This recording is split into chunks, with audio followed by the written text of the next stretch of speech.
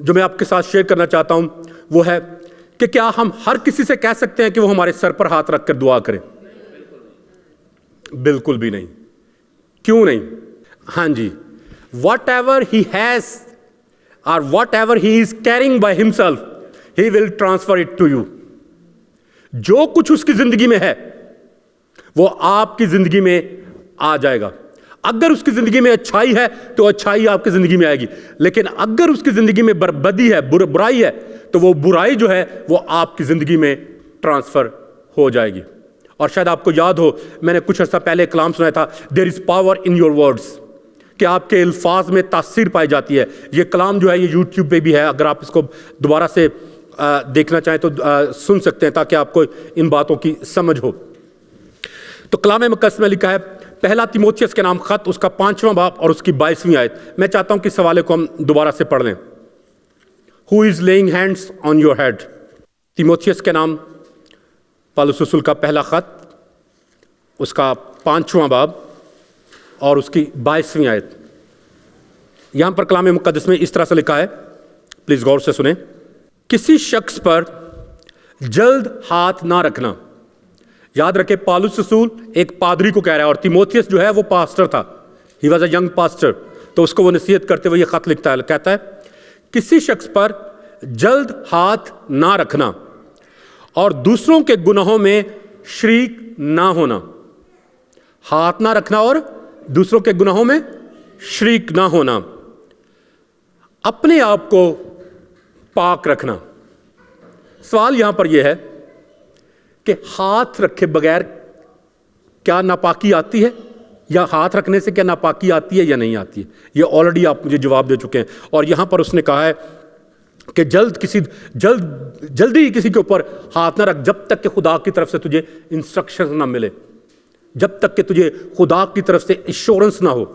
ٹھیک ہے، کئی لوگ کلیسیاؤں میں مختلف طریقوں سے پریشانیوں اور مشکلات کا شکار رہتے ہیں، اس لیے نہیں کہ انہوں نے کوئی گناہ کیا ہے، یا کسی نے ان پر کوئی جادو کر دیا ہے، یا پھر ان کے کسی دشمن کی کوئی کارستانی ہے، بلکہ بہت دفعہ ہم خود اپنی مشکلات اور اپنے مسائل اور اپنی پریشانیوں کا سبب ہوتے ہیں، ہم خود۔ کیسے؟ کئی لوگ جو ہیں وہ ایک کلیسیا سے دوسری کلیسیا میں، دوسری کلیسیا سے تیسری کلیسیا میں، تیسری کلیسیا سے چوتھی کلیسیا میں آتے جاتے رہتے ہیں، اور جہاں بھی وہ جاتے ہیں فوراً جا کر دوسرے شخص کے سامنے بیٹھ جاتے ہیں کہ پلیز آپ میرے سر پہ ہاتھ رکھ کر میرے لیے دعا کریں، تاکہ میری زندگی میں معجزہ ہو، تاکہ میری زندگی میں سے یہ پریشانی چلی جائے، تاکہ میری زندگی میں سے یہ بیماری چلی جائے، تاکہ میری زندگی میں سے یہ روگ چلا جائے۔ تو میرے عزیزو یاد رکھیے، بہت دفعہ ہم بیماری سے شفا پا کے نہیں آتے، بلکہ اور زیادہ بیماری اپنے ساتھ لے آتے ہیں۔ بہت دفعہ ہم اپنے مسائل سے چھٹکارا پا کر نہیں آتے، بلکہ بہت سارے مسائل کو اپنے ساتھ گھیر کر لے آتے ہیں۔ بہت دفعہ ہم اپنی بدروؤں سے جان چھڑا کے نہیں آتے، بلکہ اور بہت ساری بدروئیں جو ہیں وہ اپنے ساتھ گھیر کے لے آتے ہیں۔ تو اس لیے میرے عزیزو، خداوند چاہتا ہے کہ آپ کی زندگی جو ہے وہ خدا کے جلال کے لیے ہو۔ خدا چاہتا ہے کہ آپ کی زندگی میں معجزہ ہو، خدا چاہتا ہے کہ آپ کے رکے ہوئے کام جاری ہو جائیں، خدا چاہتا ہے کہ آپ کی بیماریاں چلی جائیں، خدا چاہتا ہے کہ آپ برکت پائیں، خدا چاہتا ہے کہ آپ دن دگنی اور رات چگنی ترقی کریں، خدا چاہتا ہے کہ آپ ہر طرح کی بیماریوں سے، پریشانیوں سے، بری عادات سے اور لعنتوں سے خلاصی پائیں۔ لیکن اس کے لیے ضروری ہے کہ آپ اپنا حصہ بھی اس میں ادا کریں۔ جو ہمارا کام کرنے والا ہے وہ ہم کریں، اور جو کام خدا کا کرنے والا ہے وہ خدا کو کرنے دیں۔ بہت دفعہ ایسا ہوتا ہے کہ ہم خدا کا کام کرنے کی کوشش کرتے ہیں، جس کی وجہ سے ہم لوگ ناپاک رہتے ہیں، جس کی وجہ سے ہم لوگ ناکام رہ جاتے ہیں، جس کی وجہ سے خدا کی برکت جو ہے وہ ہماری زندگیوں میں نہیں آ پاتی۔ جب آپ کسی شخص کو اختیار دیتے ہیں کہ وہ آپ کے سر پر ہاتھ رکھے، تو حقیقت میں آپ اسے اپنے روح، بدن اور جان کے اوپر اختیار سونپتے ہیں۔ آپ اپنے روح، بدن اور جان کو اس کے سامنے سرنڈر کر دیتے ہیں۔ اور کسی کو معلوم ہے کیوں یسوع نے لوگوں کو چھوا اور کلام مقدس مل گیا اور اس نے ان کو چھو کر شفا دی، حتیٰ کہ کوڑی جو لوگ ہیں، اور آپ سب کو معلوم ہے کہ کوڑ کا مرض، اور پچھلے ہفتے بھی ہم نے ڈسکس کیا تھا کہ کوڑ کا مرض جو ہے وہ بڑی جلدی ایک دوسرے کو لگ جاتا ہے، اور شریعت میں یہ لکھا ہوا تھا، شریعت میں یہ لکھا تھا کہ کوئی کاہن جو ہے، خدا کا جو خادم ہے، وہ کوڑی کو ہرگز نہ چھوئے۔ لیکن کیوں یسوع نے کوڑیوں کو چھوا؟ کیا اس نے شریعت کی مخالفت نہیں کی؟ کیا اس نے شریعت کے لحاظ سے گناہ نہیں کیا یسوع نے؟ کیا سمجھتے ہیں آپ؟ کیوں یسوع نے کوڑیوں کو چھوا؟ ایک ایک کر کے ہاں جی بھائی، ہاں جی، دیٹ از دی آنسر، کیونکہ یسوع پاک ہے اور اس نے اس پاکیزگی کو ٹرانسفر کیا۔ دیٹ از دی آنسر، کیونکہ یسوع جس چیز کو اگر وہ ناپاکی کو چھوتا تو اس ناپاکی کو پاکیزگی میں کنورٹ کرنے کی اس کے اندر وہ قوت اور طاقت تھی، اس لیے اس نے ناپاکی کو چھوا۔ اور کلام مقدس میں لکھا ہے، شریعت میں یہ تھا کہ جب کوئی شخص خطا کی قربانی خداوند کے سامنے پیش کرتا تھا اور وہ کوئی خطا کی قربانی کا جو جانور لے کر آتا تھا، تو کلام مقدس میں لکھا ہے کہ اس کا خون جو ہے وہ قربان گاہ پر بہایا جاتا تھا، سارا کا سارا خون اس کا بہایا جاتا تھا۔ اور کلام مقدس میں لکھا ہے کہ اس خون میں سے لے کر پاک مقام میں 3 بار جو ہے وہ چھڑکا جاتا تھا، انگلی کے ساتھ اس خون کو چھڑکا جاتا تھا۔ اور کلام مقدس میں سے خاص طور پہ لکھا تھا کہ جو چیز اس خون سے ٹکرائے گی وہ پاک ہو جائے گی، جو چیز اس کو چھوئے گی وہ بھی پاک ہو جائے گی۔ تو میرے عزیزو یاد رکھیں، یسوع جو ہے وہ پاکیزگی ہے، اور پاک چیز جو ہے وہ دوسروں کو بھی پاک کر دیتی ہے، اور جو گنہگار چیز ہوتی ہے وہ دوسروں کو بھی گنہگار کرتی ہے یا نہیں کرتی؟ بالکل کر دیتی ہے، وہ بھی کرتی ہے۔ اوکے ٹھیک ہے، میں آپ کی مان لیتا ہوں، لیکن آپ سے ایک اور سوال پوچھنا چاہتا ہوں۔ آپ سب اپنے گھروں میں صابن یوز کرتے ہیں نا؟ صابن یوز کرتے ہیں، ٹھیک ہے؟ بار صابن، لیکوڈ صابن کی بات نہیں کرا میں، بار سوپ جو ہوتا ہے، بار جو بار کو کیا کہیں گے اردو؟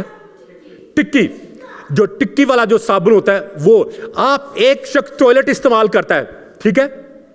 ایک شخص ٹوائلٹ استعمال کرتا ہے، ٹھیک ہے، اور فوراً اٹھ کے اس صابن کے ساتھ ہاتھ دھوتا ہے اور باہر چلا جاتا ہے۔ دوسرا آدمی آتا ہے، پھر ٹوائلٹ استعمال کرتا ہے اور اسی صابن کو ہاتھ لگاتا ہے، تو کیا اس کے ہاتھ جو ہیں اس گندے صابن کو لگانے سے اس کے گندے ہوتے ہیں یا صاف ہوتے ہیں؟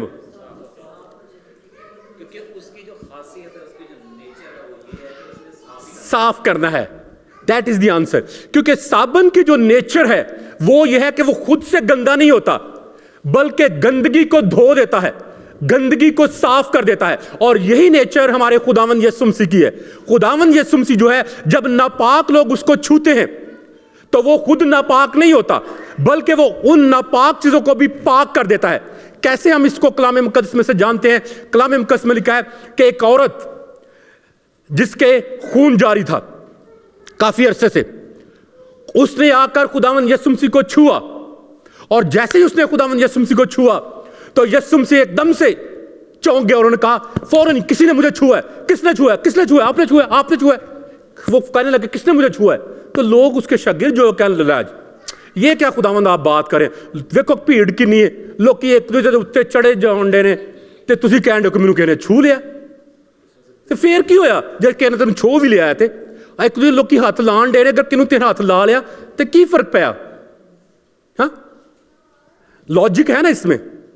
لیکن میرے عزیزو یاد رکھیں، یہ نیچرل ٹچ نہیں تھا، this was not a natural touch, this was a spiritual touch, spiritual touch. تو میرے عزیزو جب آپ کسی شخص کے سامنے بیٹھ جاتے ہیں دعا کروانے کے لیے کہ آپ میرے سر کے اوپر ہاتھ رکھ کے دعا کریں، تو اس کے ساتھ ساتھ آپ کا فزیکل ٹچ جو ہے وہ آپ کے اسپرچل ٹچ کے ساتھ مل کر اس شخص کی زندگی میں کام کرتا ہے۔ آپ کو بات کی سمجھ آئی ہے؟ اسپرچل ٹچ کیا ہوتا ہے؟ کیوں ہمیں ہر شخص کے آگے بیٹھ کر دعا کروانے کی ضرورت نہیں ہے؟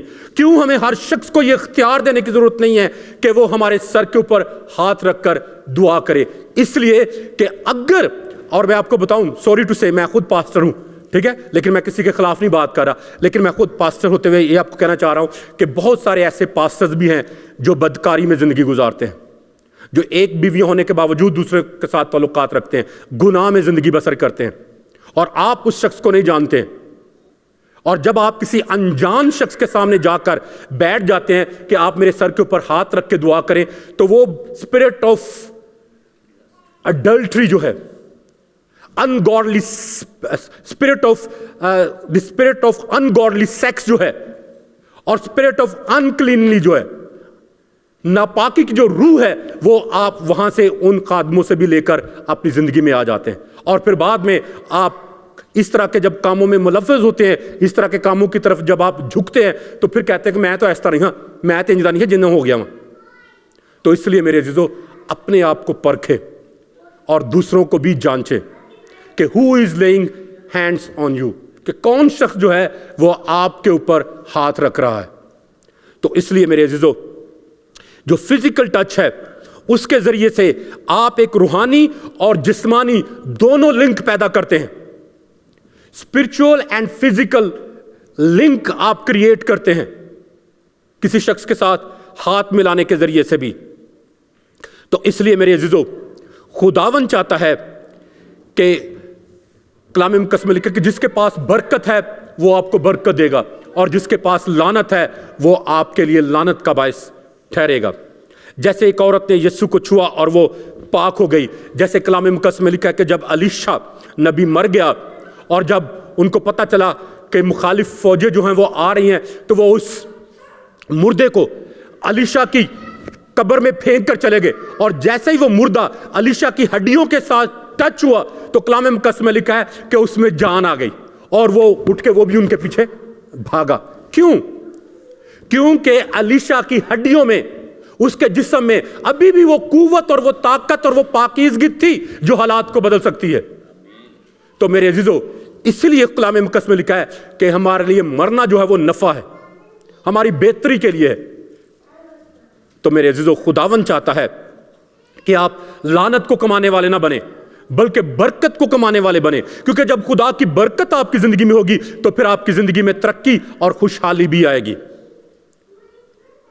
جب کسی شخص کی زندگی میں کوئی روحانی قوت نہیں ہوتی تو وہ آپ کے سر کے اوپر ہاتھ رکھتا ہے تو وہ آپ کو برکت دینے کی بجائے آپ کی زندگی میں سے برکت لے بھی جاتا ہے۔ اور I have this personal experience، کیونکہ مجھے تقریباً 25 سال ہو گئے خداوند کی خدمت کرتے ہوئے، اور میں نے دیکھا کہ جب میں انر ہیلنگ کے لیے دعا کرتا ہوں لوگوں کے لیے، تو after that I really feel very weak myself, اور پھر میں اکثر 2-2 گھنٹے بیٹھ کے دعا کرتا ہوں تاکہ میں I can gain that what I have given out, تاکہ اس کو ریسٹور کیا جا سکے۔ تو اس لیے میرے عزیزو، خداوند چاہتا ہے کہ ہم ہر کسی کو اختیار نہ دیں جب تک کہ ہم اس شخص کو بہتر طور پر جانتے نہیں ہیں۔ اگر آپ روحانی طور پر بیمار ہیں، اور یہ پچھلے ہفتے میں نے روحانی بیماریوں کے بارے میں شیئر بھی کیا تھا، اگر آپ روحانی طور پر بیمار ہیں تو آپ اپنی روحانی بیماری جو ہے وہ دوسرے شخص کو ٹرانسفر کر دیں گے۔ اور یاد رکھیں، ایک روحانی بیمار پاسٹر جو ہے وہ کبھی بھی روحانی بیمار لوگوں کے لیے شفا کا کام نہیں کر سکتا ہے۔ فل سٹاپ، اسٹریٹ فارورڈ۔ ایک اسپرچولی ہیلدی پاسٹر جو ہے وہ اسپرچولی سک لوگوں کا علاج کر سکتا ہے۔ If you are spiritually sick تو آپ اپنی سکنس ہی دوسروں کو دیں گے۔ If you are spiritually healthy and strong then you will pass on your strength to other people۔ تو اس لیے میرے عزیزو، خداوند چاہتا ہے کہ آپ دھوکہ نہ کھائیں، دھوکہ نہ کھائیں، بلکہ اپنے آپ کو اور اپنے اختیار کو اور خداوند یسوع مسیح کے اختیار کو سمجھیں۔ اور کلام مقدس کہتا ہے کہ بھیڑ چال نہ چلیں، بھیڑ کی مانند نہ بنیں۔ اگر وہ کھائی میں گریں گے تو آپ بھی ان کے پیچھے گھائی میں گریں گے، بلکہ اپنی آنکھوں کو کھولیں اور جانچیں اور پرکھیں کہ آپ کے سامنے اور آپ کے پیچھے اور آپ کے دائیں اور بائیں کیا ہو رہا ہے۔ تو آئیے میرے عزیزو، اپنے سروں کو جھکائیں اور خداوند کی شکر گزاری کریں کہ خداوند ہمیں فضل دے کہ ہم اپنے اختیار کو جانچ سکیں۔ خداوند ہمیں فضل دے کہ ہم ابلیس کی بات نہ مانیں بلکہ خداوند کی بات مانیں۔ اور آج آئیے اپنے آپ کو خداوند کے سامنے پیش کریں کہ خداوند ہمیں فضل بخشے کہ ہم ابلیس اور اس کی چھاپ اور اس کے اختیار کو سمجھ سکیں اور اس کے کلام کے مطابق اپنی زندگیاں بسر کر سکیں۔ آئیے ہم سب اپنے سر کو جھک اور دعا کریں۔ Hallelujah, hallelujah. آئیے تھوڑی دیر کے لیے سب دعا کریں، سب دعا کریں اور کوئی بھی زبان خاموش نہ رہے۔ Hallelujah, hallelujah. आइए थोड़ी देर के लिए हम सब खुदावंद के हुजूर में खड़े हों और सब अपनी जुबानों को खोलें, सब दुआ करें और खुदावंद से कह के खुदावंद तू मेरी रूहानी आंखों को खोल दे, मुझे समझ दे, मुझे हिकमत दे, मुझे फहम दे, मुझे दानाई दे, ताकि खुदावंद खुदा मैं अपने आप को जांच सकूं, अपने आप को परख सकूं और खुदावंद खुदा मैं अपने आप को जान कर, अपने आप को परख कर तेरे कलाम के मुताबिक अपनी जिंदगी बसर करूं। Hallelujah, hallelujah, hallelujah. आइए थोड़ी देर के लिए सब दुआ करें, कोई भी जुबान खामोश ना रहे, सब दुआ करें। हालेलुया, सब दुआ करें। Hallelujah, hallelujah. अभी आपके पास मौका है कि आप अपने आप को खुदावंद के सामने पेश कर सकें, अपने आप को आप खुदावंद के सामने रखें, ताकि खुदावंद की कुव्वत और खुदावंद की कुदरत जो है वो आपकी जिंदगियों में आए। हालेलुया। कलाम मुक़द्दस में लिखा है कि जब अंधे बर्तिमाई ने खुदावंद को आते हुए देखा तो कलाम मुक़द्दस में लिखा, को जोर जोर से चिल्लाया और उसने कहा कि ऐ खुदावंद मुझ पर रहम कर, ऐ इब्ने दाऊद मुझ पर रहम कर।